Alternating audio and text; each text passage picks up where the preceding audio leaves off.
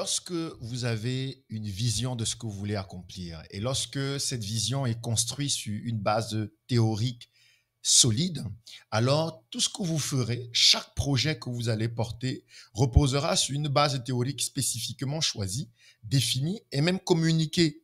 Je prends par exemple les livres que nous publions aux éditions africaines. Lorsque j'ai créé les éditions africaines, il y avait une vision. Et si vous voyez par exemple Aurore africaine, ça porte le projet, hein, la vision de l'émergence d'une génération de jeunes Africains créatifs, leaders et entrepreneurs. Et dans Aurore africaine, je pose les bases théoriques de la vision, de l'objectif que je vise et je communique cette base-là pour que chaque Africain qui va lire ce livre puisse comprendre la nécessité de devenir créatif, de bâtir un bon leadership et de s'engager dans l'entrepreneuriat parce que je définis ces trois piliers comme les trois éléments nécessaires pour l'aurore africaine.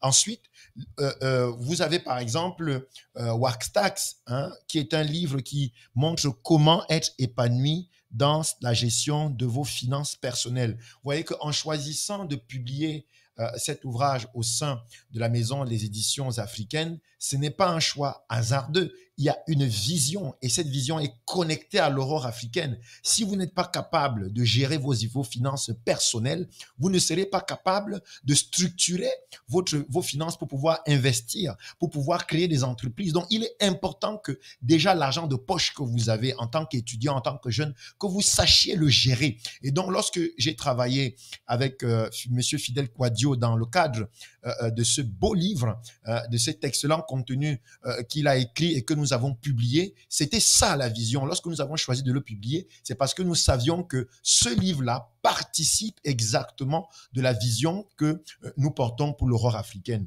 Il en va de même avec cet ouvrage.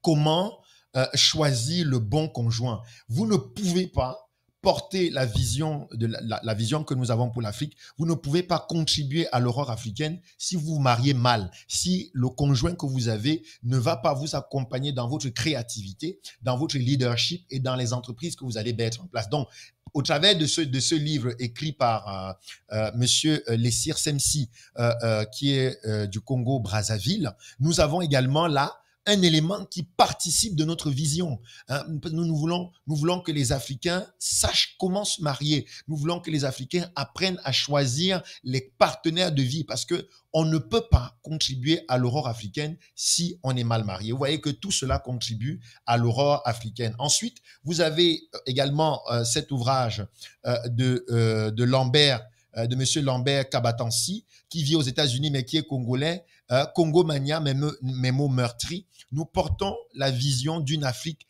libre de toute hégémonie extérieure, d'une Afrique où les voisins vivent en paix et une Afrique où chaque nation, chaque peuple sait profiter des ressources du sol et du sous-sol qui lui a été donné par Dieu, que Dieu a mis sur son sol pour que ces peuples-là puissent se développer. Et au travers de cette œuvre portée par Lambert Katabansi, nous avons choisi cette œuvre parce que ça rentre dans la vision, dans la ligne éditoriale de Aurore africaine, de l'Afrique que nous voulons construire.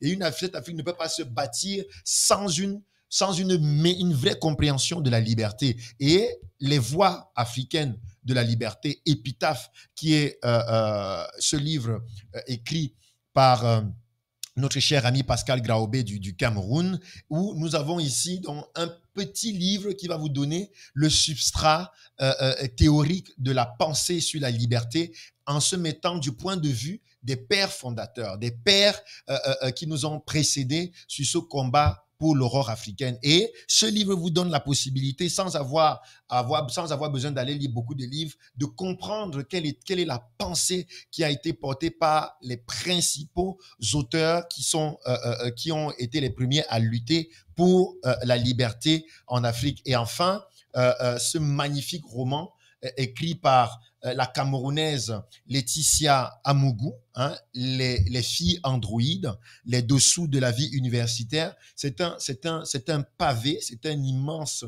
un immense chef-d'œuvre que cet écrivain nous propose et qui met donc le pied ici sur la réalité de la jeunesse africaine. Qu'est-ce que cette jeunesse vit dans les universités? Et elle pointe sa caméra sur ces personnages qu'elle appelle les filles Android. Vous voyez que même au niveau des éditions africaines, nous ne faisons pas des choix hasardeux. Les choix que nous faisons sont portés par la vision de l'aurore africaine. Si nous n'avions pas posé les bases théoriques de l'aurore africaine, nous ne saurions pas quel type de livre nous devions accepter au sein des éditions africaines. Les éditions africaines s'appuient sur la base théorique de l'aurore africaine. Donc, si vous êtes un écrivain et que vous voulez nous envoyer un manuscrit, je vous encourage à non seulement lire les informations qui sont disponibles sur notre site internet en termes de ligne éditoriale, mais si vous lisez Aurore africaine, vous allez vraiment savoir les instructions qui sont données à l'équipe éditoriale pour savoir quel livre nous voulons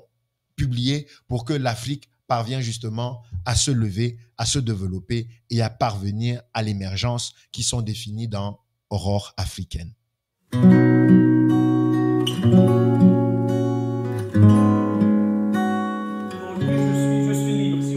Que ce livre, c'est comme voilà, quelqu'un qui est sorti de prison, qui met